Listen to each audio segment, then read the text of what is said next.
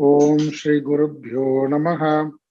सदाशिवसमारंभां शंकराचार्य मध्यमाम् अस्मदाचार्य पर्यन्तां वन्दे गुरुपरम्परां। श्रुतिस्मृतिपुराणानाम् आलयं करुणालयं नमामि भगवत्पाद शंकरं लोकशंकरं। शंकरं शंकराचार्यं केशवं बादरायणं सूत्रभाष्यकृतौ वन्दे भगवन्तौ पुनः पुनः। समस्तजनकल्याणे निरतं करुणामयं नमामि चिन्मयं देवं सद्गुरुं ब्रह्मविद्वरं सद्गुरुं ब्रह्मविद्वरं। நம்ம 15வது அத்தியாயம் முதல்ல இருந்து படிக்கலாம். 6 ஸ்லோகம் பார்த்திருக்கோம் இல்லையா? 6 7 பார்த்திருக்கோமா? 7 வரைக்கும் பார்த்திருக்கோம். படிக்கலாம். ஓம் ஸ்ரீ பரமாத்மனே நமः. அத பஞ்சதசோऽध्यायः. श्री भगवानुवाच ऊर्ध्वमूलमधः शाकम् अश्वत्थं प्राहुरव्ययम् छन्दांसि यस्य पर्णानि यस्तं वेद स वेदवित्। अधश्चोर्ध्वं प्रसृतास्तस्य शाखाः गुणप्रवृद्धा विषयप्रवालाः अधश्च मूलान्यनुसन्ततानि कर्मानुबन्धीनि मनुष्यलोके। न रूपमस्येह ततोपलभ्यते नान्तो न चादिर्न च सम्प्रतिष्ठा।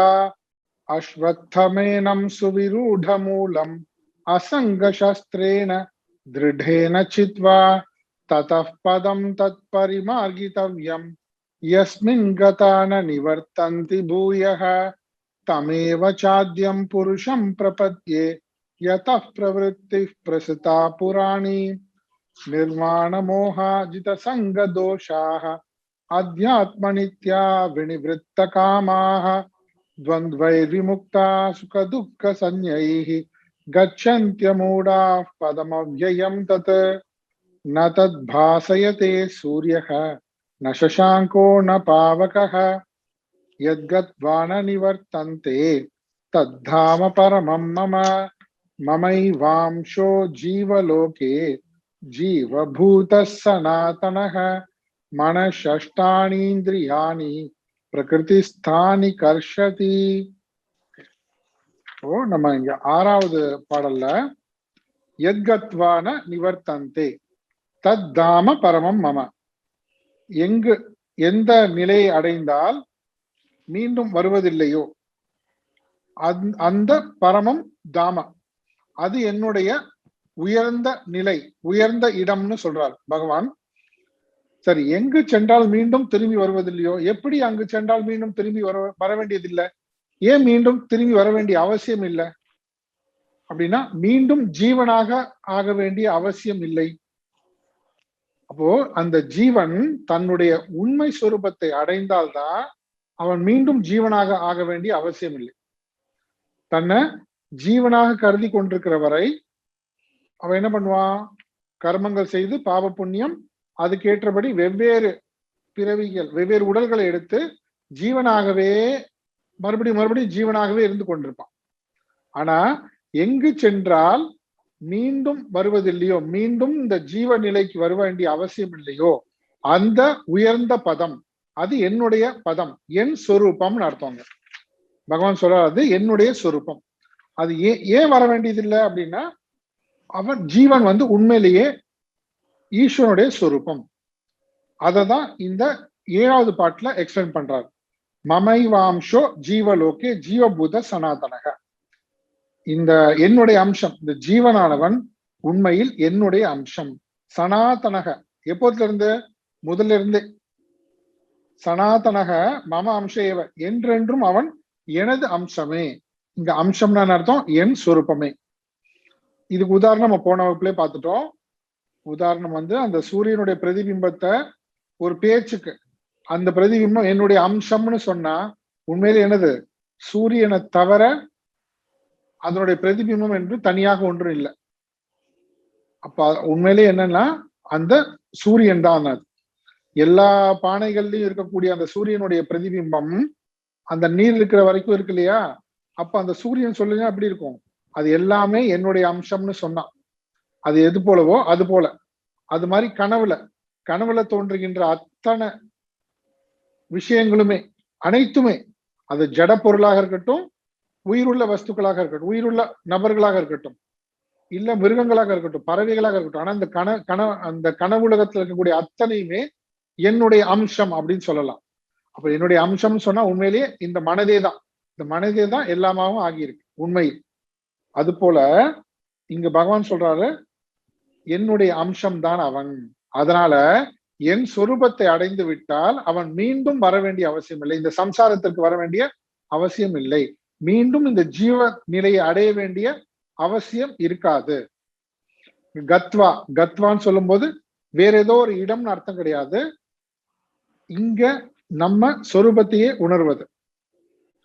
வேற எங்கேயாவது போகணும், வேற எதையாவது அடையணும்னா அங்க போகணும் வரணும், இந்த மாதிரியான டிரான்சாக்ஷன்லாம் இருக்கு. ஆனா இது எப்படி நம்ம சொரூபத்தையே உணர்வது. அது என்ன சொல்லுவாங்க, பிராப்தஸ்ய பிராப்தி. ஏற்கனவே அடைந்த ஒன்றையே அடைவதற்கு நான் வேற எங்கேயும் போக வேண்டாம். என்னது, ஏற்கனவே அடைந்த ஒன்றையே அடைவதற்கு நான் எங்கேயும் போக வேண்டாமா அப்படின்னு அர்த்தம்? நான் ஏற்கனவே அடைந்து விட்டதை மறந்து விட்டேன்னு அர்த்தம். ஏற்கனவே அடைந்து விட்டதை நான் மறந்துட்டா அதை அடையணும்னு நினைச்சிட்டு நான் எல்லா இடத்துலையும் தேடிட்டு இருக்கலாம். ஆனா நான் ஏற்கனவே அடைந்து விட்டேன்றது நினைவுக்கு வந்துருச்சுன்னா அந்த நினைவுக்கு வந்ததே அடைந்ததாகும் அந்த விஷயத்த. உதாரணம் என்ன சொல்லுவாங்க, ஆத்ம போதத்துல வரும் இல்லையா, பகவான் ஆதிசங்கருடைய பிரகல கிரந்தத்துல ஆத்மபோதம் ஒரு நூல், ஆத்மபோதம். அதுல ஸ்வகண்டாபரணம் யதா, ஸ்வகண்டாபரணம் யதா சொல்ல பாருங்க. ஸ்வகண்ட ஆபரணம், தன்னுடைய கழுத்துல போட்டுட்டு இருக்கிற ஒரு மாலையே, ஒரு முத்து மாலைன்னு வச்சுக்கலாம். அதையே என்ன பண்ணிட்டாங்க, ஒருத்தங்க மறந்துட்டாங்க. அதை மறந்துட்டு எல்லா இடத்துலையும் தேடிட்டு இருக்காங்க. அவங்க எங்க போய் கண்டுபிடிக்க முடியாத, எங்க போய் இத எப்படி அடையிறது? அவங்க எங்கேயாவது போய் அடையணுமா? அதை அடைவதுன்றது என்னது, அதை நினைவு கூறுவதுதான். அது இங்க இருக்குன்றது உணர்வதுதான். அந்த உணர்வதே அது அடைந்ததாகும். அது போல எத் கத்வான நிவர்த்தத்தைன்னு சொன்னா அந்த அவனுடைய அந்த ஜீவன் அவனுடைய உண்மை சுரூபமான என் சொரூபத்தை அவன் உணர்வதே அதை அடைவதாகும். இது புரியுது இல்லையா? அதை உணர்வதே அடைவதாகும். அவன் தன் உண்மை சொரூபத்தை மறந்துட்டார், அதை மீண்டும் உணர்ந்துட்டாலே அந்த நிலையை அடைந்ததாகும். வேற ஏதோ ஒரு சொர்க்கலோகத்துக்கு போய் இல்ல பிரம்மலோகத்துக்கு போய் அப்படிலாம் போய் அடையணும், கைலாய மலைக்கு போய் வைகுண்டத்துக்கு போய் அப்படி அடைய போறான் அப்படி கிடையாது. இங்க ஞானத்தால தன் சொரூபத்தை, அந்த ஞானம் எப்படி வந்தது, குரு உபதேசம் மூலமாக, சாஸ்திர உபதேசம் மூலமாக, குரு சாஸ்திரம் மூலமாக கேட்ட உபதேசத்தின் மூலமாக தன் சொரூபத்தை இவர் உணர்வதே அந்த நிலையை அடைவதாகும். இது ரொம்ப ரொம்ப முக்கியமான பாயிண்டிங்க, மமை வாம்சம். ஏனென்றால் அவன் என்னுடைய சொரூபமாகவே ஆதியிலிருந்து இருக்கிறான், ஆனா அவன் அதை மறந்து விட்டான். சரி, இப்படி யார் எந்த ஜீவன் அவனுடைய உண்மை சொரூபத்தை ஆத்மஸ்வரூபத்தை உணர்ந்துட்டானோ அவன் மீண்டும் ஜீவன் நிலைக்கு வர வேண்டியதில்லை. மற்றவர்கள் என்ன ஆகும், மற்றபடி மற்றவருடைய நிலை என்ன அப்படின்னா, அந்த ஆத்மஸ்வரூபத்தை தன் சொரூபத்தை அடைகின்ற வரைக்கும், அதாவது உணர்கின்ற வரைக்கும் என்ன பண்ணுவாங்க, இத அடுத்த வரியில சொல்றாங்க, மனஷ்டானி இந்திரியாணி பிரகிருதிஸ்தானி கர்ஷதி. இது என்ன பண்ணார், இந்த ஜீவலோகத்தில் பிரகிருதிஸ்தானி, பிரகிருதியில் நிற்கின்ற மனதை ஆராதாக இந்திரியங்களை இந்த ஜீவன் கவர்கிறான். என்ன அர்த்தம்? அது என்ன அர்த்தம்னா, முதல்ல இந்த உடல்ல இருக்கும் பொழுதே தன் ஆத்மஸ்வரூபத்தை உணர்ந்தவன் ஜீவன் முக்தன். சரிங்களா? ஜீவன் முக்தன் இந்த உடல்ல வாழ்ந்து கொண்டிருக்கான். இப்ப அந்த ஜீவன் முக்தனுடைய அவனுடைய உடல், அந்த உடலினுடைய பிராரப்தம் முடிகிறது. இத்தனை ஆண்டு காலம் அந்த உடலுக்கு இந்த உலகத்துல வாழ்க்கை இருக்கு, ஜீவன் முக்தனுடைய பிராரப்தம் சொல்றோம் நம்ம. சரிங்களா? அந்த பிராரப்தம் முடிஞ்ச உடனே என்ன ஆகுது, அந்த உடல் எல்லார போலதான், மற்ற உடல் போலதான். மற்ற உடல் போல அந்த உடலினுடைய கதி என்ன ஆகுமோ அது ஆகும். ஒண்ணு எரிப்பாங்களோ இல்ல புதைப்பாங்களோ ஏதோ நடக்கும். ஆனா அந்த உடல்ல இருக்கிற ஜீவன் அவன் என்ன ஆனா என்ன ஆவார் அவரு? யாரை பத்தி கேட்கிறோம் நம்ம? ஞானி ஆத்ம ஞானத்தை அடைந்த ஞானியை பத்தி பேசுறோம். அவர் இந்த உடல்ல இருக்கும் பொழுதே என்ன அந்த ஜீவ பாவனையே இல்ல அவருக்கு. இருந்தாலும் நம்ம பார்க்கும் பொழுது இந்த உடல்ல தானே அவர் இருந்தாருன்னு நம்ம பார்க்கிறோம். அப்ப அவருக்குள்ளேயும் சூக்ஷ்ம சரீரம் இருக்குமே. சூக்ஷ்ம சரீரம் என்ன? மனம், புத்தி, பிராணங்கள் எல்லாமே, ஞானேந்திரியங்கள், கர்மேந்திரியங்கள் எல்லாத்தையும் சேர்த்து. கர்மேந்திரியங்கள் கூட வேணா, கர்மேந்திரியங்கள் கூட தான். கர்மேந்திரியங்கள் சொல்லும் போது அதனுடைய சக்தி, அதனுடைய சக்திகள். சரியா? கையினோட இது எடுத்துக்கூடாது. அந்த கைக்கான சக்தியை பத்தி பேசுறோம் நம்ம. கண் பார்க்கின்ற சக்தி. இது கண்ணுன்றது ஸ்தூலம் கிடையாது. அந்த பார்க்கின்ற சக்தி தான் உண்மையாகவே கண். இது கோலக்கம், அதனுடைய ஆபீஸ் மாதிரி. இங்க அது வேலை செய்தது, அவ்வளவுதான். ஓகே. அந்த மாதிரி இங்க என்ன சொல்றாங்க?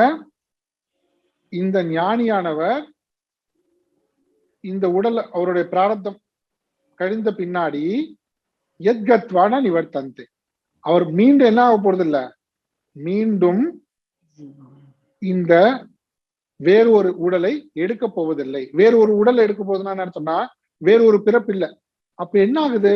இந்த உடல்ல இருந்து இந்த ஜீவன் போன பின்னாடி, ஜீவன் போகுதுன்னு சொல்றோம்ல, அந்த ஜீவன் என்ன பண்ணுது? பொதுவா எல்லாருக்கும், மற்றவர்களுக்கெல்லாம், ஞானம் ஆத்ம ஞானம் அடையாதவர்களாம் என்ன பண்ணுது அப்படின்னா, நம்மளுடைய இந்திரியங்கள் எல்லாவற்றையும் கவர்கின்றது. எப்படி என்ன கவர்கின்றது? இந்த உடலோட தொடர்பு வரும்பொழுது நமக்கு என்ன வருது? மறுபடியும் நமக்கு இந்த பிராணன்கள், இந்திரியங்கள்லாம் வேலை செய்ய ஆரம்பிக்குது. அப்படித்தானே? தூங்கிட்டு இருக்கோம். தூக்கத்துல என்ன ஆயிடுச்சு? தூக்கத்துல இந்த உடலோட, இந்த ஸ்தூல உடலோட இருக்கின்ற உறவு டெம்பரரியா ஆஃப் ஆயிடுது, கட் ஆகுது. கரெக்டா? யாருக்கா ஞாபகம் இருக்கா? தூங்கும் போது இந்த ஸ்தூல உடல் ஞாபகம் இருக்கா? ஞாபகம் இல்லை பாருங்க. அப்ப என்ன பண்ணுது? மனசஷ்டானி இந்திரியானின்னு சொல்லும் போது இந்திரியங்கள் எல்லாமே என்ன ஆகுது? சூக்ஷ்ம சரீரம், மொத்த சூக்ஷ்ம சரீரமும் எங்க ஆகுது? இந்த உடல்ல இருந்து விடுபட்டு பிரகிருத்தியில போய் ஒடுங்குகின்றது, லயம் அடைகின்றது. மறுபடியும் விழிக்கும் போது என்ன பண்றாங்க? விழிக்கும் போது இவ இழுத்துட்டு கனெக்ட் பண்றான். அந்த ஜீவன் என்ன பண்றான்? இந்த சூக்ஷ்ம சரீரத்தை, ஞானேந்திரியங்கள், அந்த சக்தி எல்லாத்தையும் எடுத்துட்டு இந்த உடலோட என்ன பண்றாரு? மறுபடியும் கனெக்ட் பண்ணாரு. கனெக்ட் பண்ண உடனே என்ன ஆகுது? நமக்கு அலாரம் அடிக்குது, கேக்குது. ஆஹா, அலாரம் அடிக்குது, ஏந்திரிச்சிட்டோம். ஆக்சுவலா மறுபடியும் கனெக்ட் ஆகுது. இது புரியுதா என்ன விஷயம்னு? இந்த ஜீவனை பத்தின எக்ஸ்பிளனேஷன் தான் இங்க இருக்கு. பொதுவா இந்த ஜீவன் என்ன பண்றான்? இந்த உடல், ஸ்தூல உடலோட கனெக்ட் ஆகும்போது இந்த வெளி விஷயங்களோட தொடர்பு கொண்டு ஜீவ பாவனையோட இருக்கான், தான் இந்த உடல் மனம் புத்தின்னு. இதுல இருந்து இந்த உடல்ல விட்ட பின்னாடி என்ன ஆகுது? மறுபடியும் இப்ப எங்க போகுது? தூக்கத்துல லயத்துக்கு போறான். மறுபடியும் விழிக்கும் பொழுது அதெல்லாத்தையும் இழுக்கிறான், அதெல்லாத்தையும் மறுபடியும் என்ன புல் பண்றான், எடுத்துட்டு திருப்பி இந்த கனெக்ஷன் கொடுக்குறான், திருப்பி இந்த உடலோட கனெக்ஷன் கொடுக்குறான். அததான் இங்க சொல்றாரு. இங்க என்ன அர்த்தம்?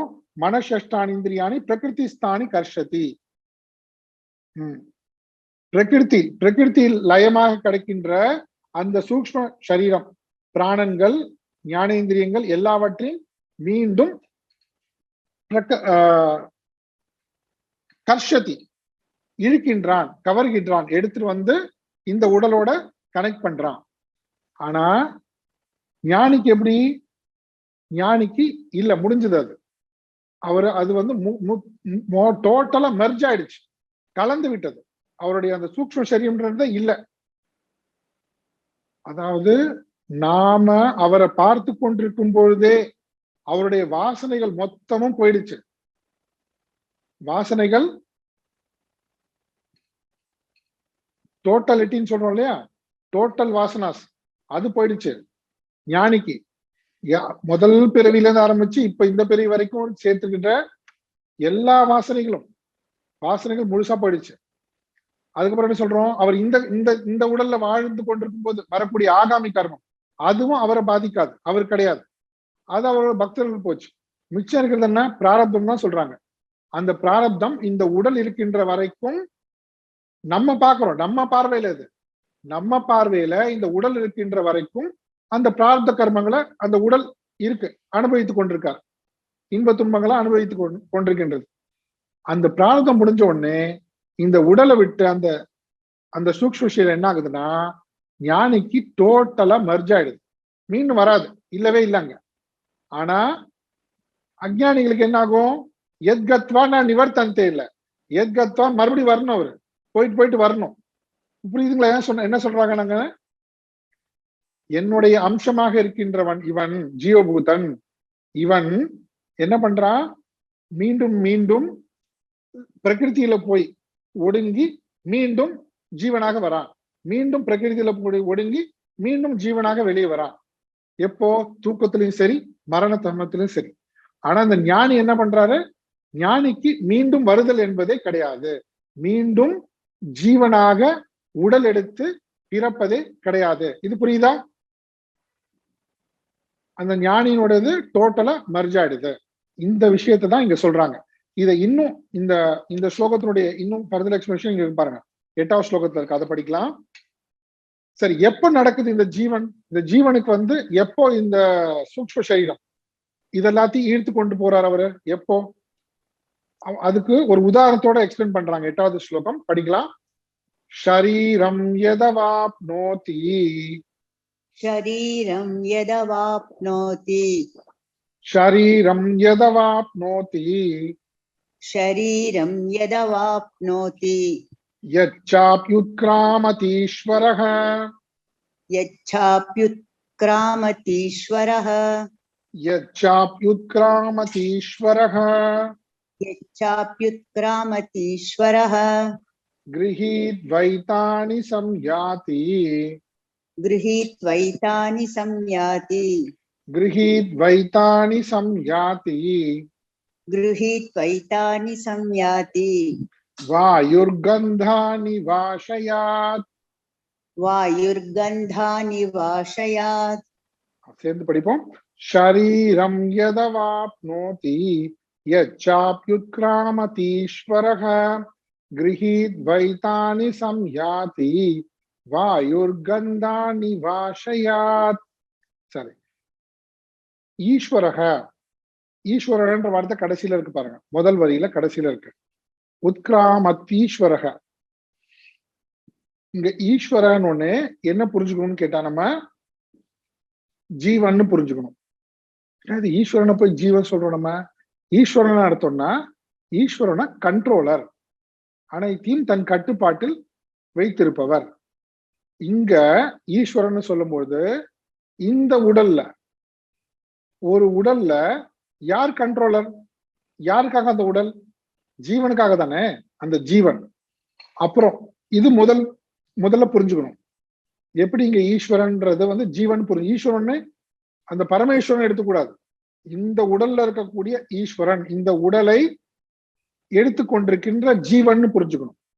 அடுத்த லெவல்ல பாத்தீங்கன்னா, உண்மையிலேயே இந்த ஜீவன் யாரு, உண்மையிலேயே அந்த உண்மையான சொரூபம் என்ன, அந்த ஜீவனுடைய சொரூபம் உண்மையாகவே அந்த பிரதிபிம்பம் இருக்கு இல்லையா, சூரியனுடைய பிரதிபிம்பம், அதனுடைய சொரூபம் என்ன, உண்மையாவே சூரியன் தான்.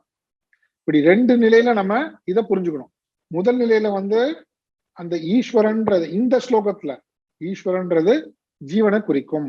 அந்த ஈஸ்வரன் இந்த உடலுக்கு அதிபதினு அர்த்தம், இந்த உடலுக்கு அதிபதியாக இருக்கின்ற ஜீவன். இது புரியுது இல்லையா? இந்த உடலுக்கு அதிபதியாக இருக்கின்ற ஜீவன் என்ன பண்றாரு, யத் சரீரம் அவாப்னோதி, எப்பொழுது சரீரத்தை அடைகிறானோ, சரீரத்தை எப்ப அடைகிறார் அவர், சரீரத்தை எப்ப அடைகிறார் இந்த ஜீவன், விழிப்பு நிலையில் அடைகிறார். அப்ப தூங்கிட்டு இருக்கும் போதுன்னு அர்த்தம். தூங்கும் போது இல்ல, இந்த சரீரம் கிடையாது. தூங்கிட்டு இருக்கும் போது சுஷுப்தி அவஸ்தையில, சுஷுப்தினா தூக்க நிலை, தூக்க நிலையிலிருந்து இந்த உடலை அடையும் பொழுது, இந்த உடலை அடையும் பொழுது முதல் எப்படி புரிஞ்சுக்கணும், எத். அதுக்கப்புறம் எப்பொழுது உத்கிராமதி அப்பி விட்டு விடுகிறானோ, எப்போ உத்கிராமதி, இந்த உடலை விடும் பொழுது. இந்த உடலை விடும் பொழுது என்ன ஆகுது, இந்த உடலை விட்டுட்டு ஜீவன் போகுது. அந்த ஜீவன் போகும்பொழுது என்ன பண்ணுது, உத்கிராமதி அப்பி வாயு ஆசையாத், வாயுவானது ஆசையாத். இங்க ஆசையாத்னா இங்க ஆக்சுவலா எதை குறிக்குதுன்னா பூவை குறிக்குது. ஆசிரியம்னு சொல்றோம்ல, ஆசிரியம் நறுமணம். நறுமணத்தினுடைய ஆசிரியம் எங்க இருக்கு, பூல இருக்கு. பூல இருக்கு நறுமணம் சொல்றோம் இல்லையா, ஃப்ராக்ரன்ஸ். அந்த ஃப்ராக்ரன்ஸ் எங்க இருக்கு, அதனுடைய ஆசிரியம் எங்க, பூதான்.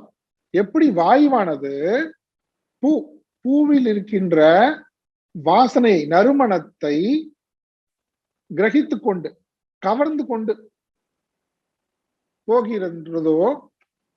போகின்றதோ அது போல அப்படின்னா அர்த்தம், அந்த வாயு என்ன பண்ணுது, அந்த பூ இருக்கு பாருங்க, அந்த பூவை எந்த விதமான தொந்தரவும் பண்ணல. பூவை போய் கசக்குதா, பூவை கசக்குதா, டேமேஜ் பண்ணுதா, ஒண்ணுமே இல்லை. அந்த ஸ்தூலமான பூ அப்படியே இருக்கு. ஆனா அதனுடைய ஃப்ராக்ரன்ஸ் என்ன ஆகுது, அதனுடைய நறுமணத்தை என்ன பண்ணுது, அந்த வாயு கவர்ந்து கொண்டு போகின்றது. அது போல இந்த ஜீவன் என்ன பண்றான், இந்த உடல் ஸ்தூல உடல், இந்த ஸ்தூல உடலை அவ எந்த தொந்தரவும் பண்ணல. ஸ்தூல உடல் அப்படியே இருக்கு. ஆனா அது உள்ள இருக்கின்ற ஞானேந்திரியங்கள், கர்மேந்திரியங்கள், அப்புறம் பிராணன்கள் எல்லாவற்றையும் கவர்ந்து கொண்டு போகிறான். இது புரியுதா? எதுக்கு இந்த டாபிக் வந்துச்சு, இந்த டாபிக் முதல்ல எதுக்கு வந்துச்சு, எத்கத்வான நிவர்த்தந்தே, எங்கு சென்றால் மீண்டும் வருவதில்லையோ. யாரு, ஞானி. அப்ப ஞானி என்ன பண்றாரு, ஞானி விதேக முக்தி அடைந்த பிறகு மீண்டும் வருவதில்லை. இந்த உடலை விட்ட பின்னாடி மீண்டும் அவர் வேறு ஒரு உடல் எடுப்பதில்லை. அப்படின்னா இப்ப இந்த ஜீவன் மட்டும் என்ன பண்றான், இந்த ஜீவனானவன். ஆனா ஜீவன் என்ன பண்றான், ஜீவன் வெவ்வேறு உடல்களை எடுக்கின்றான். அந்த வெவ்வேறு உடல்கள் எடுக்கும் பொழுது என்ன பண்றான்னா, இந்த இப்ப இருக்கிற ஸ்தூல சரீரத்தை விட்டுட்டு உள்ள இருக்கக்கூடிய பிராணசக்தி, ஞானேந்திரிய சக்தி, கர்மேந்திரியத்தினுடைய சக்திகள் எல்லாத்துக்கும் சேர்த்து சூக்ஷ்ம சரீரம்னு பேரு. சூக்ஷ்ம சரீரம்னா பேய் ஆவின்னு கூட எடுத்துக்கலாமா, அப்படிலாம் நினைச்ச கூடாது. சூக்ஷ்ம சரீரம் சக்தி என்ன சொல்றது, இதான் ஜீவன். இதுல நான்ற என்ன இருக்கு பாருங்க, இது எல்லாவற்றையும், அந்த அகங்காரம் இது எல்லாவற்றையும் விட்டு விட்டு எடுத்து செல்கிறான். ஓகே, எப்பொழுது சரீரத்தை அடைகிறானோன்னு சொல்லும் போது என்ன சொல்றோம், நம்ம வேற ஒரு சரீரத்தை அடைவதாக நம்ம எடுத்துக்கலாம். வேறு ஒரு சரீரத்தை அடைகிறானோ அது போல எப்பொழுது இந்த சரீரத்தை விடுகிறானோ, விடும்பொழுது என்ன ஆகுது, இங்கிருந்து விட்டு விட்டு வேற ஒரு சரீரத்தை போய் அடைகிறான்.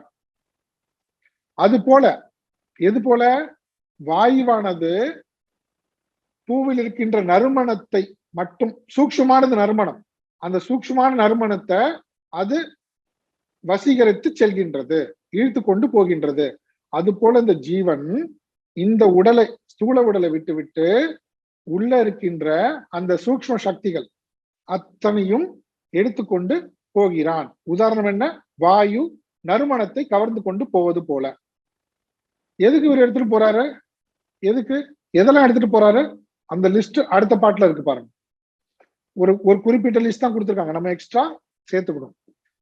ஸ்ரோத்ரம் சக்ஷுஸ்பர்ஷனம் ச, ஸ்ரோத்ரம் சக்ஷுஸ்பர்ஷனம் ச, ஸ்ரோத்ரம் சக்ஷுஸ்பர்ஷனம் ச, ஸ்ரோத்ரம் சக்ஷுஸ்பர்ஷனம் ச, ரசனம் கிராணமேவ ச, ரசனம் கிராணமேவ ச, ரசனம் கிராணமேவ ச, ரசனம் கிராணமேவ ச, அதிஷ்டாய மனச்சாயம், அதிஷ்டாய மனச்சாயம், அதிஷ்டாய மனச்சாயம், அதிஷ்டாய மனச்சாயம், விஷயானுபசேவதே, விஷயானுபசேவதே, விஷயானுபசேவதே.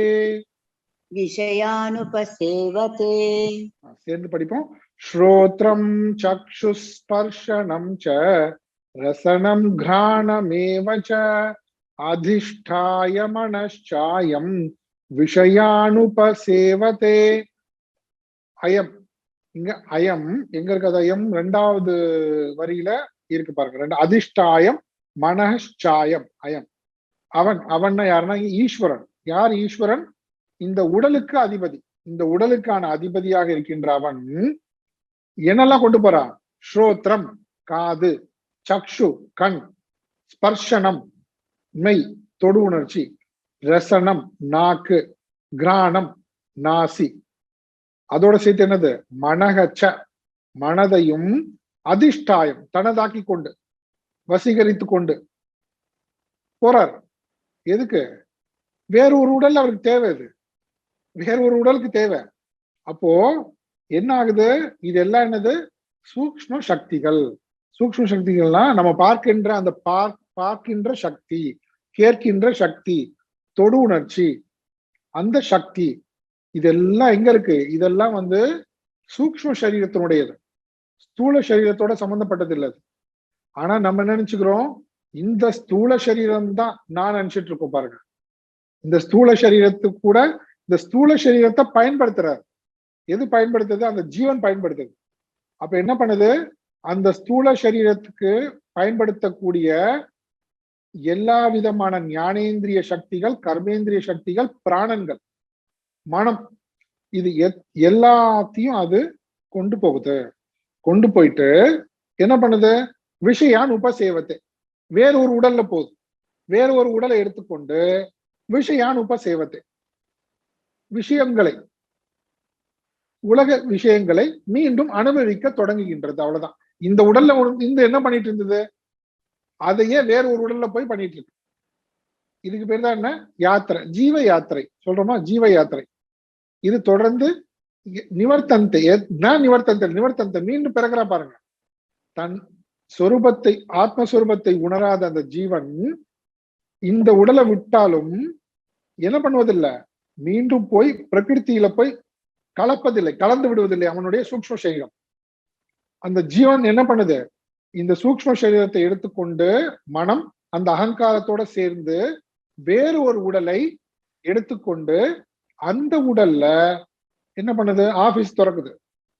என்னது? இதான் ஸ்ரோத்திரம் சக்ஷு ஸ்பர்ஷனம் எல்லாம் திறந்துட்டு அங்க போய் நமக்கு எல்லாம் சந்தோஷம். பெண் குழந்தை பிறந்திருக்கு, ஆண் குழந்தை பிறந்திருக்கு, அந்த உடல் பிறந்திருக்குது, அது வேற எங்கிருந்து வந்திருக்குது, டிராவல் ஆகி ஜாலியா இல்லையா? ஒவ்வொரு ஜாலியாவாது தெரியாது. இப்படி ஒவ்வொன்றும் டிராவல். மீண்டும் பிறக்கணும். எங்கிருந்து ஆரம்பிக்குது பாருங்க. இது சம்சாரத்தை பத்தி சொல்றாங்க. சம்சாரம்ன்றது எவ்வளவு கொடுமையானது, அனித்தியமானது. அப்போ இந்த உடலை விட்டாலும் மறுபடியும் என்ன பண்ணும்? மறுபடியும் வேறு ஒரு உடல்ல போய் இவ தொடர்கிறான். இந்த ஜீவன் தன்னுடைய பயணத்தை தொடர்கிறான். அந்த சம்சாரம் முடிவதில்லை. அதனால மரணம் என்பது முடிவில்லை. தன் சொரூபத்தை உணர்கின்ற அந்த ஆத்ம ஞானம் தான் இந்த சம்சாரத்துக்கு முடிவு கட்டுமே தவிர, அதாவது துக்கத்துக்கு முடிவு கட்டுமே தவிர, நம்ம நினைப்பது போல அப்பா எப்பதான் போவேன்னு தெரியலையே, இன்னமும் ஜாலியா இன்னும் இங்க இருந்து தப்பிச்சிடலான்னு. இங்க இருந்து போய் எங்க போறோம் யாருக்கு தெரியும்? அதனால எனக்கு எப்பதான் என்ன கூட்டிட்டு போறாரோ, இந்த டைலாக் எல்லாம் விட்டோம்னா அவ்வளவுதான். எங்க கூட்டு போறது தெரியாது, நம்மளோட பிராரப்தம் எங்க இருக்குன்னே தெரியாது.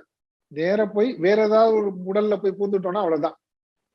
வேற ஏதாவது மனிதர் இல்லாம வேற எத்தனையோ உடல்கள் இருக்கு, அங்க போனா அவ்வளவுதான். திருப்பி இந்த மனித பேர் எப்போ வரும்னு தெரியாது. அதனால இங்க கான்டெக்ட் பாருங்க எவ்வளவு அழகா கொண்டு வராரு. ஆரம்பத்துல அந்த சம்சார விருட்சம் சொன்னார்ல, சம்சாரம்ன்றது எவ்வளவு கொடுமையானது. அதுல என்ன பண்ணும்? அசங்க சஸ்திரேன, வைராக்கியம் என்பதனால வாழால் அதை வெட்டு, அதுல இருக்கக்கூடிய பற்ற விடு அப்படின்னு சொன்னார் இல்லையா? இவன் அந்த பற்ற விட்டுட்டு குருவை சென்று அடைந்து, குரு மூலமாக சிரவண மரணம் செய்து, நிதித்தியாசனம், சிரவண மரண தியானம், ஆத்ம ஞான, ஆத்மஸ்வரூபத்தை குறித்து, அதன் மூலமாக தன் சொரூபத்தை எத் கத்வா அதை அடைந்தால் இவன் என்ன பண்ண மாட்டான்? மீண்டும் நான் நிவர்த்தந்தை, மீண்டும் வேறு ஒரு உடலை போய் அடைய மாட்டான். அவனுடைய ஸ்தூல உடல் இந்த பூமியிலேயே புதைக்கப்படும், எரிக்கப்படும். அவனுடைய சூக்ஷ்ம சரீரம் முழுவதுமாக கலந்து கரைந்து போய்விடும் பிரகிருத்தில, மீண்டும் வராது. இது நம்ம ஆங்கிள் இருந்து, சரியா? நம்ம பார்வையில இருந்து. ஆனா ஜீவனுடைய நிலை என்ன? தொடர்ந்து தன் சொரூபத்தை உணராத அந்த ஜீவன் இந்த உடலை விட்ட பின்னாடி தன்னுடைய சூக்ஷ்ம சரீரத்துல இருக்கக்கூடிய ஸ்ரோத்திரம், சக்ஷு, ஸ்பர்ஷனம், ரசனம், கிராணம் சொல்ல பாருப்ப, இந்த அத்தனை சக்தியும், பார்க்கின்ற சக்தி, கேட்கின்ற சக்தி, சுவைக்கின்ற சக்தி, முகங்கின்ற சக்தி, சுவைக்கின்ற சக்தி, எல்லாத்தையும் இது கூட சேர்த்து பிராணன்கள் எல்லாவற்றையும் எடுத்துக்கொண்டு போய் வேறு ஒரு இடத்துல விஷய போகங்களை தொடர்ந்து அனுபவிக்க தொடங்குகின்றது. இது கம்ப்ளீட்டா சொல்றாரு. இதுதான் எக்ஸ்பிளைன் பண்றாரு. சரி, இப்போ இந்த பாட்டை மறுபடியும் இன்னும் அடுத்த பாட்டுல பாருங்க. எப்போ இது ஸ்டாப் ஆகும்? அது வரைக்கும் என்ன பண்ணிட்டு இருக்க அந்த ஜீவன்? இது எல்லாமே 10வது ஸ்லோகத்திலையும் தொடர்ந்து எக்ஸ்பிளைன் பண்றாரு பகவான். பார்க்கலாம்.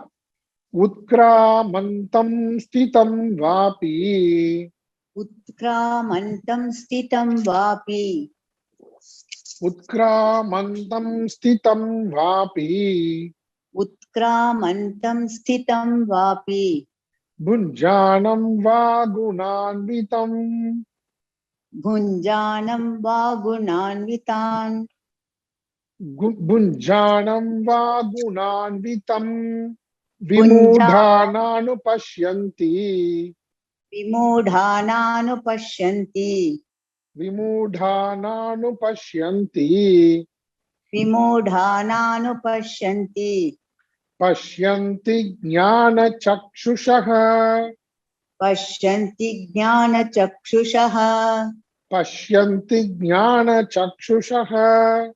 பஷ்யந்தி ஞானசக்ஷுஷः. சேர்ந்து உத்கிராமந்தம் ஸ்திதம் வாபி, புஞ்சானம் வா குணான்விதம், விமூடானானுபஷ்யந்தி, பஷ்யந்தி ஞானசக்ஷுஷः. இப்போ இங்க என்ன சொல்றாருன்னா, இந்த நமக்குள்ள இருக்கக்கூடிய இந்த ஜீவனுடைய உண்மை சொரூபம், இந்த ஜீவன் யாருன்னு யாராவது கவனிக்கிறோமா? அந்த ஜீவனை கவனிச்சிங்களா அப்படின்னு கேட்கிற மாதிரி ஆனா பாடல் இது. இது யாராவது கவனிக்கிறாங்களா பாரு? எல்லாம் என்ன பண்றாங்க? அவங்க தன்னை இந்த உடலா கருதிக்கிறாங்க. இந்த உடலா கருதி கொண்டு இந்த உடல் நிலையில மட்டுமே, உடல் அளவுல மட்டுமே வாழ்க்கை வாழ்ந்துட்டு இருக்காங்க. ஆனா இந்த உடலுக்குள்ள இருக்கக்கூடிய அந்த ஜீவன், அவனுடைய விஷயத்தை யாராவது கொஞ்சமாவது கவனிக்கிறாங்களா? உத்கிராமந்தம், அவன் என்ன பண்றான்? உடல்ல இருந்து வேறு உடலுக்கு போகிறான். உத்கிராமந்தம், டிராவல் பண்ணிட்டே இருக்காரு. இப்போ நமக்கு இத விஷயத்த முன்னாடி டிராவல் பண்ணி இங்க வந்தோம் அப்படின்றது ஞாபகத்துல இல்ல. ஞாபகத்துல இருக்கா யாருக்காவது? இருக்கா? இருக்காது இல்லையா? மறந்து போயிடுச்சு. ஆனா இப்போ நம்ம எப்படி கெஸ் பண்ணலாம் அத நம்ம டிராவல் பண்றோம் அப்படின்றது? இந்த உடலுக்குள்ள இருக்கக்கூடிய அந்த மனது பாருங்க, மனது எவ்வளவு வேகமா டிராவல் பண்ணுது, எங்கெங்கயோ டிராவல் பண்ணுது. அது பயணம் செய்தா இல்லையா? மனது பயணம் செய்து பாருங்க. அப்போ இந்த உடல் சாராம ஒரு ஜீவன் உள்ள இருந்து கொண்டு அவன் எங்க வேணாலும் பயணப்படுறான். இந்த உடல் இருக்க வேண்டிய அவசியம் இல்லை. அப்ப இந்த உடல் அவனை என்ன பண்ணுது? கட்டுப்படுத்துது. ஒரு வரையறைக்கு உட்பட்டதாக அவன் ஆக்கி வச்சிருக்கு இந்த உடலுக்குள்ள. ஆனா அதையும் மீறி என்ன பண்றான் அவன்? எங்கெங்கயோ, அதாவது கடந்த காலம், நிகழ்காலம், எதிர்காலம் எல்லா இடத்துலயும் டிராவல் பண்றான். அது போல எங்க வேணாலும் எப்படி வேணாலும் அது பயணப்படுது. உத்கிராமந்தம் ஒரு உடல்ல இருந்து. இப்போ இதே சூக்ஷ்ம சரீரம் தான், இதே மனதுதான் எப்படி இந்த ஜீவன் வேறு உடல்ல இருந்து இன்னொரு உடலுக்கு டிராவல் பண்றான். இதை நம்ம என்ன பண்றோம்? மரணம்னு சொல்றோம். மரணம்னு சொல்லி உட்காந்து பயங்கரமா துக்கப்படுறோம். ஆனா அது என்ன அர்த்தம்? ஏன் நமக்கு அது துக்கமா மாறுது? ஏன்னா நம்மளை பொறுத்த வரைக்கும் அது அழிவுன்னு நினைக்கிறோம். அழிவு, முடிவு, எண்ட், இதுக்கு முடிவு வந்துருச்சு. ஆக்சுவலா எதுக்கு முடிவு வந்தது? அந்த உடலுக்கு தான். ஸ்தூல உடல், நம்ம பார்க்கின்ற அந்த ஸ்தூல உடலுக்கு தான் முடிவு வந்தது தவிர, உள்ள இருக்கின்ற அந்த ஜீவனுக்கு அவனுடைய பிராரப்தம் இருக்கிற வரைக்கும், சஞ்சிதம், டோட்டல் கர்மா இருக்கிற வரைக்கும் என்ன பண்றான்? அதுல இருந்து கர்ம வினைகள் தோன்றி தோன்றி அவனை வெவ்வேறு உடலோடு இணைக்கின்றது. மொத்த கர்ம வினையிலிருந்து ஃப்ரக்டிபிகேஷன் ஆகுது இல்லையா, தோன்றி எந்தெந்த கர்ம வினைகளை அவன் அனுபவிக்கணுமோ அதுக்கு பேர் என்ன, பிராரப்தம். அது என்ன பண்ணுது, வேறு உடலோட அவனை தொடர்பு படுத்துது. அப்ப அந்த அந்த உடலுக்கு தேவையான 5 ஞானேந்திரியங்கள், கர்மேந்திரியங்கள், பிராணங்கள் எல்லாவற்றையுமே என்ன பண்றான், இந்த உடல்ல இருந்து எடுத்துக்கொண்டு போகிறான். இந்த உடல்ல பிக்ஸ் பண்ணிட்டான் வந்து, அவ்வளவுதான். இந்த உடலுக்கும் அதுக்கும் சம்பந்தமே கிடையாது. அது ஜீவன். அந்த ஜீவனுடைய தன்மை இந்த சூக்ஷ்ம சரீரத்தோட, இந்த சூக்ஷ்ம சரீரம்ன்றது 5 பிராணங்கள், கர்மேந்திரியங்கள், ஞானேந்திரியங்கள். கர்மேந்திரிய சக்தி, அந்த சக்தியை பத்தி பேசுறோம் நம்ம. ஞானேந்திரியங்கள், ஞானேந்திரிய சக்தி, அந்த அகங்காரம், நான் என்கின்ற எண்ணம், இதெல்லாம் சேர்ந்தது.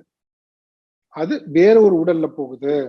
அவன் ஒரு உடல்ல இருந்தாலும் சரி, வெவ்வேறு உடல்ல போனாலும் சரி, என்ன பண்ணிட்டு இருக்கோம், யாரை பத்தி சொல்றாங்க, நம்மளை பத்தி தான் சொல்றான்.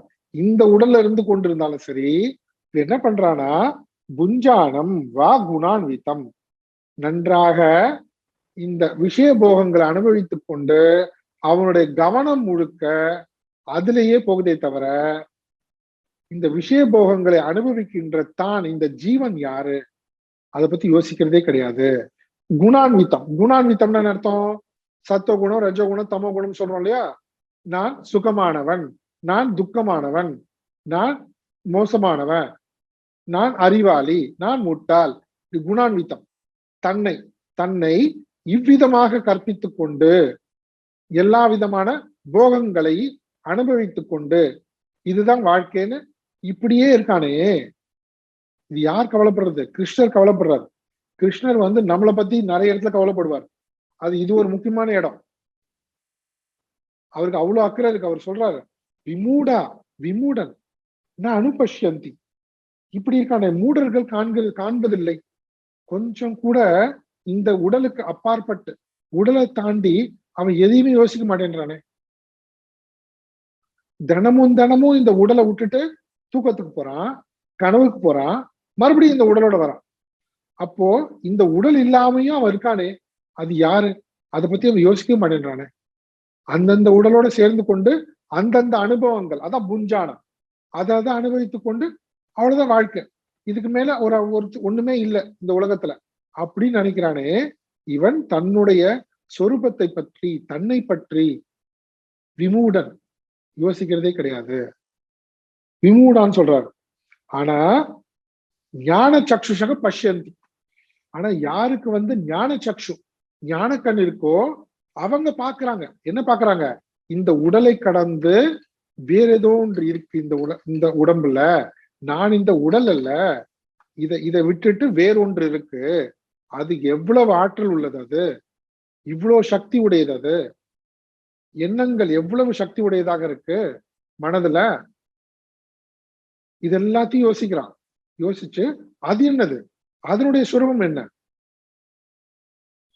அதை பத்தி யோசிக்கும் போது அதனுடைய சொரூபம் என்னன்னு யோசிக்கும் போது அவனுக்கு ஞான சக்ஷுஷக பஷ்யந்தி, ஞான கண்ணை பெற்று அவன் தன் சொரூபத்தை பார்க்கிறான். ஞான கண்ணை எப்படி பெற்றார் அவரு, மறுபடியும் முதல்ல இருந்து வரணும். அசங்க சஸ்திரேன திருடேன சித்வா, ஞான கண்ணை அவர் உடனே எப்படி பெறல, வானத்துல இருந்து யாரோ வந்து அருள் புரியல. என்ன பண்ணாரு, அசங்க சஸ்திரேன, இந்த உலகத்தினுடைய தன்மையை பார்த்து அவர் இந்த உலகத்துல இருக்கக்கூடிய பற்ற விட்டாரு. ஓகே, அப்படிதான் அந்த பற்ற விட்டுட்டு குரு கிட்ட சென்று அடைந்து குருவிடம் இருந்து இந்த ஆத்மஸ்வரூபத்தை குறித்து, ஜீவ வாழ்க்கையை குறித்து, ஜீவத்தன்மையை குறித்து கேட்டறிந்து, கேட்டல் நன்றாக சிந்தித்து தெளிவடைந்து எல்லா சந்தேகங்களும் நீக்கி தன் சொரூபத்தை குறித்த தெளிவு பெற்று அந்த சொரூபத்தை தியானித்து உணர்கிறான். அதான் ஞான சக்ஷுஷக. இதுதான் ஞான சக்ஷு. ஞான சக்ஷுஷக பஷ்யந்தி விமூட ந அனுபஷ்யந்தி, நானு பஷ்யந்தி, பார்ப்பதே இல்லை.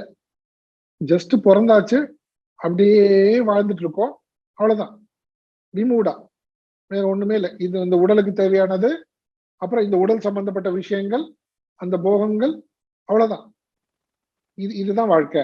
இதை தாண்டி வேற எதுவுமே இல்லை. இப்படிதான் இருக்காங்க, இப்படிதான் டீச் பண்றாங்க.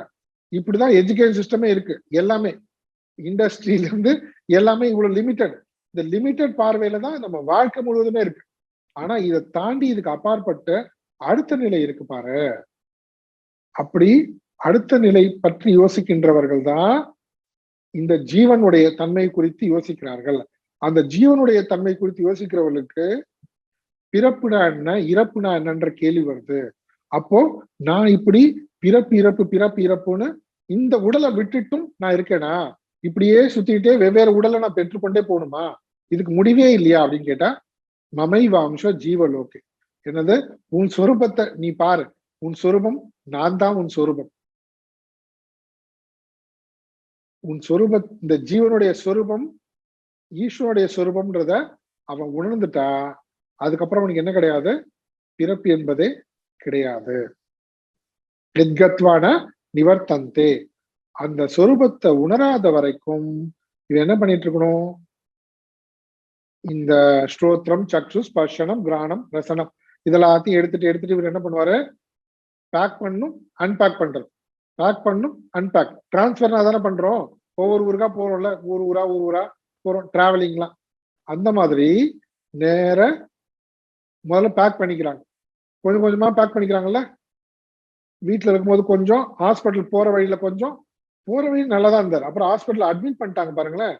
நம்ம வேற ஃபீஸ் வேற கட்டிட்டோம், எல்லாம் கட்டின உடனே முடிஞ்சு போச்சு. நம்மளை பொறுத்த வரைக்கும் அவர் ரெஸ்பான்ஸே இல்லை.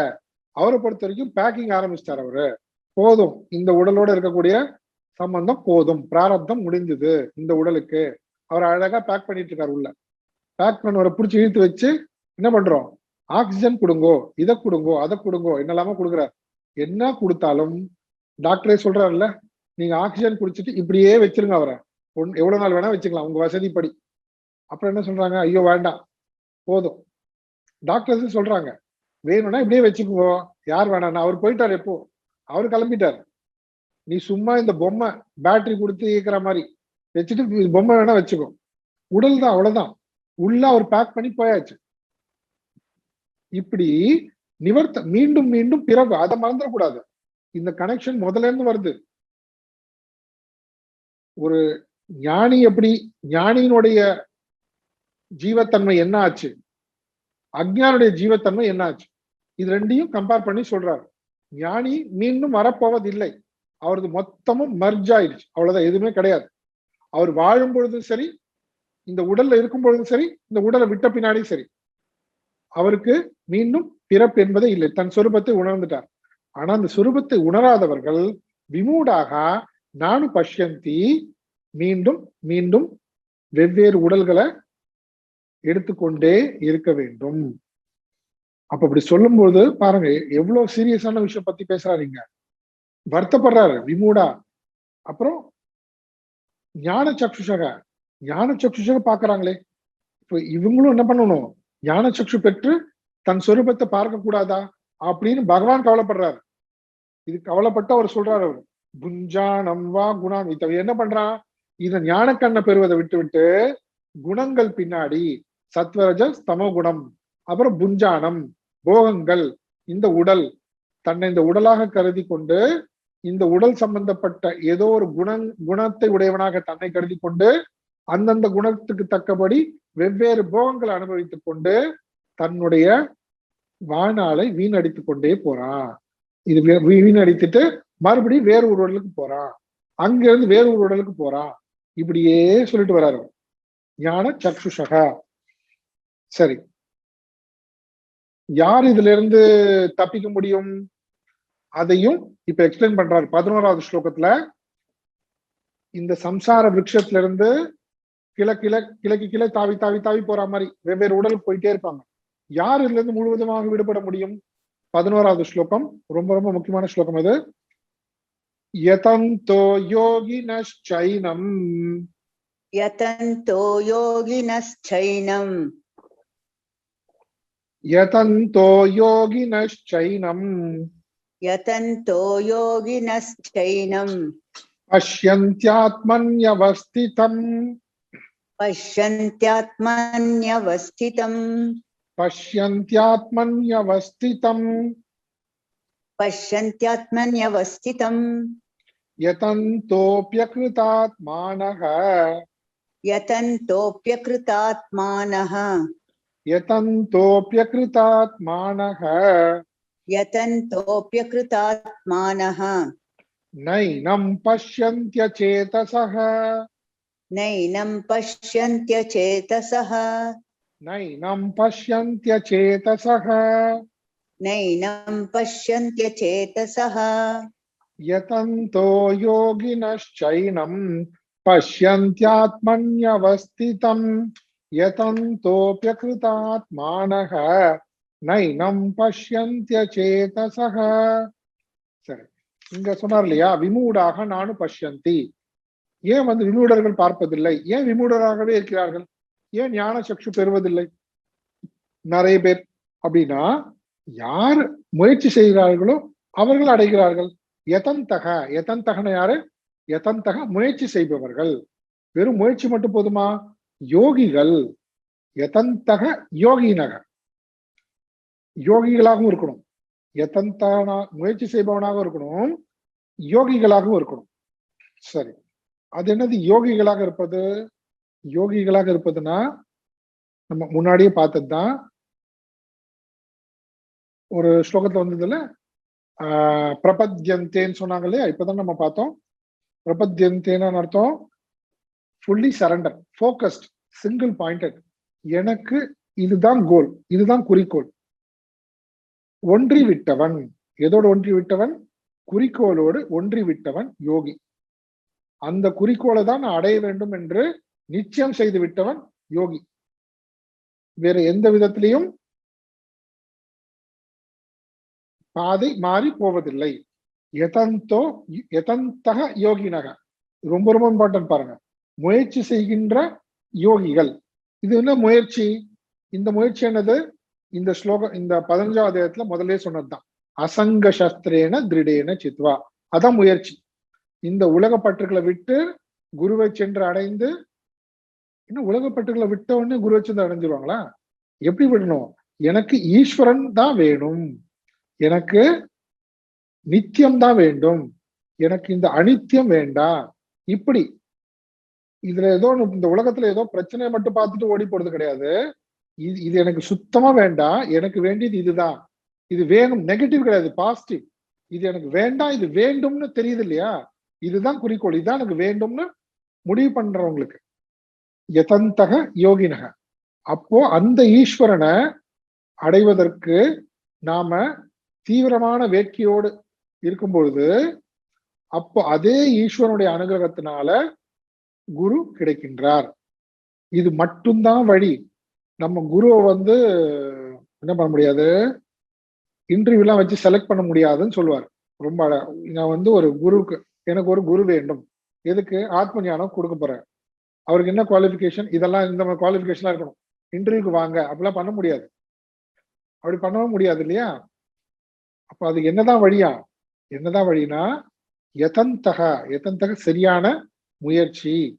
அசங்க சஸ்திரேன திருடேன சித்வா, இந்த உலக பற்றுகளை விட்டுட்டு எனக்கு ஈஸ்வரன் தான் வேண்டும். அந்த ஈஸ்வரனுடைய பிரார்த்தனை, ஈஸ்வரன் எடுத்து நாம் வைக்கின்ற தீவிரமான பிரார்த்தனை. இந்த ஜீவ பாவனையில, இந்த சம்சாரத்துல நான் சிக்கி கொண்டிருக்கேன், எனக்கு நீதான் வேண்டும், எனக்கு நீதான் வேண்டும், இதுல இருந்து நீதான் என்னை காப்பாற்ற முடியும், அதற்கான வழி நீதான் எனக்கு கொடுக்கணும். இப்படி இந்த விதமான தீவிரமான சிந்தனை யாருக்கு இருக்கோ அவர்களுக்கு ஈஸ்வரனுடைய அனுகிரகத்தினால குரு கிடைப்பார். இப்ப நம்மளா செலக்ட் பண்றது கிடையாது. அப்போ அப்படிப்பட்ட குரு மூலமாக என்ன தெரிஞ்சுக்கிறார் அவன்? இந்த உலகத்தினுடைய தன்மையும் இந்த ஜீவர்களுடைய தன்மையும் ஈஸ்வரனுடைய தன்மையும் தெரிந்து கொள்கிறார் சாஸ்திரம் மூலமாக. சாஸ்திரம் மூலமாக குருவினுடைய உபதேசத்தை கேட்டு இந்த ஆத்மஸ்வரூபத்தை பற்றிய ஞானத்தை பெறுகிறார். அதுக்கு என்ன சொல்லுவாங்க? ஸ்ரவண மனன நிதித்தியாசனம். கேட்டல், சிந்தித்தல், தியானித்தல். இந்த மூன்றும் இது நம்ம ஒரு நிமிஷத்துல சொல்லிடுறோம், ஆனா அது பல காலம் ஆகும் இல்லையா? அதெல்லாம் புரிஞ்சுக்கணும். சரி, யதந்தக யோகினக, இப்படிப்பட்ட முயற்சி, இப்ப இவருக்கு என்ன ஆகுது? ஏனம் இந்த ஆத்மாவை அறிந்து கொள்கிறார். எங்க அறிந்து கொள்கிறார்? ஆத்மனி அவஸ்திதம்.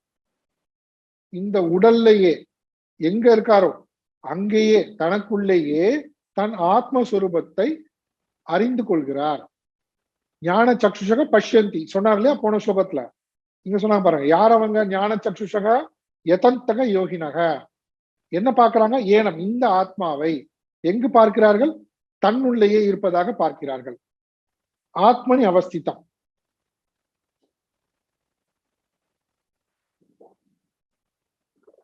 ஆத்மனி அவஸ்திதம் பஷ்யந்தி இருக்கு பாருங்க.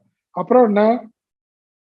அப்புறம் யார் இத பார்க்க மாட்டாங்க? விமூடாக. யாரு விமூடாக? யாருன்னா யதந்தகாபி, முயற்சி செய்பவர்களாக இருந்தாலும் கூட. அப்படி இருந்தா முயற்சி மட்டும் பத்தாது. முயற்சி செய்பவர்களாக இருந்தாலும் கூட அகிருத்தக ஆத்மனக, அகிருத்தக சம்ஸ்காரம் இல்லாதவர்கள், அதன பக்குவம் பெறாதவர்கள். அது என்னது? மறுபடியும் சரி, அச்சேதசக அறிவற்றவர்கள், அதாவது விவேகம் இல்லாதவர்கள், ஆத்மனாத்ம விவேகம் இல்லாதவர்கள். அகிருத்த ஆத்மனக, அகிருத்த ஆத்மனக சம்ஸ்காரம் இல்லாதவர்கள். அப்படின்னா தூய்மை அடையாதவர்கள். தூய்மை அடையாதவர்கள் மனதுல மீண்டும் போக வாசனையை தோற்றுவித்து கொண்டவர்கள். முயற்சி இருக்கு, ஆனா அந்த முயற்சி கூடவே என்ன இருக்கு? மறுபடியும் அந்த உலக வாசனைகள் வந்துடுச்சு அவங்களுக்கு. அந்த உலக வாசனைகளோடு இருப்பவர்கள். முயற்சி யதந்தகாபி, முயற்சி செய்பவரும் கூட அகிருத்தக ஆத்மனக உலக வாசனைகள் எடுத்துக்கலாம். சம்ஸ்காரம் இல்லாதவர்கள், உலக வாசனைகளோடு இருப்பவர்கள். உலக வாசனைகள் முன்னாடி பார்த்தோம் இல்லையா? இந்த உலகத்தில் இருக்கக்கூடிய பற்றுக்கள், லோகேஷனா புத்திரேஷனா வித்தேஷனா, செல்வத்திடத்து, உறவுகளிடத்து, அப்புறம் புகழ். இந்த உலகத்துல புகழ் வேணும்னு சொல்றோம் பாருங்க, புகழ்ச்சி. இது மாதிரி எல்லாம் இப்படிப்பட்ட அகிருத்த ஆத்மனக அச்சேதசக, இவங்களுக்கு இன்னும் என்ன வரல? இன்னும் முழுமையாக விவேகம் இவன் பெறவில்லை. விவேகம் பெற்றா என்ன இருக்கும்? வைராகியம் என்ற வாள் வந்திருக்கும், கூர்மைப்படுத்திருக்கலாம், கூர்மைப்படுத்தி வெட்டியிருக்கலாம். ஆனா மறுபடியும் என்ன பண்ணிட்டாவ? முயற்சி செய்பவர்களும் கூட பக்குவம் அடையாதவர்களாய், மன தூய்மை பெறாதவர்களாய், ஃபைனல் என்ன சொல்றோம்னா சித்த சுத்தி, சித்த சுத்தி இல்லாதவர்களாய். ஏன் சித்த சுத்தி இல்ல? விவேகம் இல்லாதனால, விவேகம் அற்றவர்களாய். ஏனம் இந்த ஆத்மாவை ந பஷ்யந்தி, பார்ப்பதில்லை. ரொம்ப அழகா எக்ஸ்பிளைன் பண்ணிட்டார், கம்பேர் பண்ணி. விமூடா நானும் பஷ்யந்தி, ஞான சக்ஷுஷக பஷ்யந்தி. ஏன் விமூடாவா இருக்காங்கன்னா யதந்தகாபி, முயற்சி செய்வர்களாக இருந்தாலும் கூட அகிருத்தக ஆத்மனக. இங்க முயற்சி செய்யாதவங்களோட கதி யோசிச்சு பாருங்க. முயற்சி செய்பவர்களே அகிருத்த ஆத்மனகம். அப்ப முயற்சியே செய்யாதவங்களோட கதி, அவங்க இந்த கான்டெக்டே இல்ல அவங்களுக்கு, இந்த டாபிக்கே இல்ல அவங்களுக்கு இல்ல. டோட்டலா இந்த ஆன்மீகம்ன்றதே இல்ல. இங்க ஏதோ ஆன்மீகத்தை தெரிஞ்சுட்டு ஏதோ முயற்சி செய்யறன்ற பேரோட எல்லா வாசனைகளும் இருந்து கொண்டு, அப்படிப்பட்ட அச்சேதசக அவர்களால கண்டிப்பாக பார்க்க முடியாது, உணர முடியாது. இந்த ஆத்மாவை உணர எங்க இருக்காது? எங்கேயோ கிடையாது. எங்கேயோ போகணுமா? இல்ல, இங்கேயே இருக்கு, தனக்குள்ளேயே. அதுதான் முதல்ல இருக்கக்கூடிய ஸ்லோகத்துல சொன்னார், முதல் வரியில. ஆனா யதந்தக யோகினக, இதையே குறிக்கோளாக கொண்டவர்கள், ஒருமுனைப்பாட்டோட குறிக்கோளாக கொண்டவர்களுக்கு யோகியின் பேர். அப்படிப்பட்ட முயற்சி செய்பவர்கள் இந்த ஆத்மாவை ஆத்மனை தனக்குள்ளேயே பார்க்கின்றார்கள். அப்ப என்ன அர்த்தம்? இந்த ஆத்மான்றது எல்லாருக்குள்ளயும் இருக்கு. ஆத்மஸ்வரூபம் ஞானியா இருந்தாலும் அஞ்ஞானியா இருந்தாலும் எல்லோருமே ஆத்மஸ்வரூபம் தான். ஆனா யார் அந்த ஆத்மஸ்வரூபத்தை உணர்கிறார்களோ ஞான சக்ஷு மூலமாக, அதாவது குரு சாஸ்திர உபதேசம் மூலமாக, அந்த ஞான சக்ஷுன்றது குரு சாஸ்திர உபதேசம், ஸ்ரவண மனன நிதித்தியாசனம். அது எப்படி வந்தது அவருக்கு? அசங்க சஸ்திரேன திருடேன சித்வா, பற்று விட்டதனால் வந்தது. எப்படி பற்று விட்டாரு? விவேகத்தினால் பற்று விட்டார். விவேகம் என்ன? நித்திய அனித்தியம். இந்த சம்சார விருட்சத்தை பாருங்க ஃபுல்லா. அந்த சம்சாரத்தை பார்க்கும்போது எவ்வளவு குழப்பமா இருக்கு. ஏதாவது இதுல ஒரு தெளிவு இருக்கா? அனித்தியமானது எந்த பிரச்சனைக்கும் கடைசி வரைக்கும் தீர்வு சொன்னதா சரித்திரமே இல்ல. இந்த உலகத்தையே ஜெயிக்கிறேன்னு போனவனும் சரி காணவே போயிட்டான் இல்ல. இப்படி டோட்டலா இந்த லைஃப் பத்தி பார்க்கும்போது இதுல செட்டில் ஆகவே முடியாதுன்னு தெரியுது. என்ன பண்ணு, இதை வெட்டு. அதை வெட்டிட்டு அச்சேத சக அதை வெட்டிட்டு மறுபடியும் அதேதான் எதந்தக யோகினாங்க ஏனும் ஆத்மனி அவஸ்திதம் பஷ்யந்தி.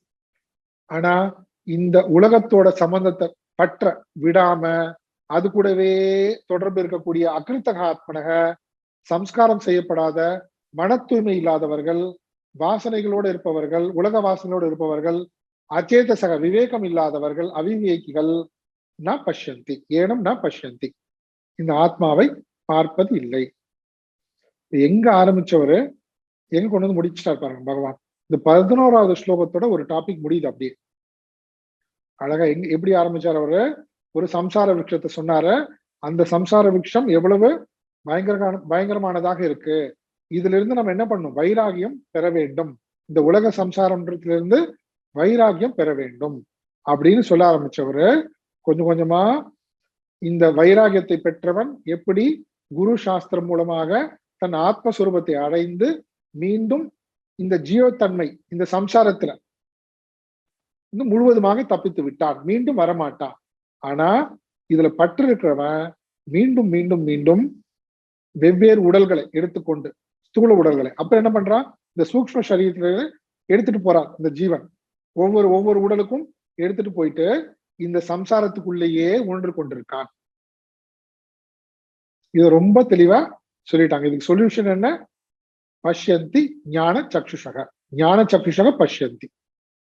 அந்த ஞான கண்ணை நாம ஆத்ம ஞானத்தை குரு சாஸ்திர உபதேசம் மூலமாக பெற்று உணர்வதுதான் சொல்யூஷன். இதோட ஒரு டாபிக் முடிக்கிறாரு. பூர்ணமத பூர்ணமிதம் பூர்ணாத் பூர்ணமுதச்யதே பூர்ணஸ்ய பூர்ணமாதாய பூர்ணமேவாவசிஷ்யதே. ஓம் சாந்தி சாந்தி சாந்தி. ஹரி ஓம் ஸ்ரீ குருப்யோ நமக. ஹரி ஓம்.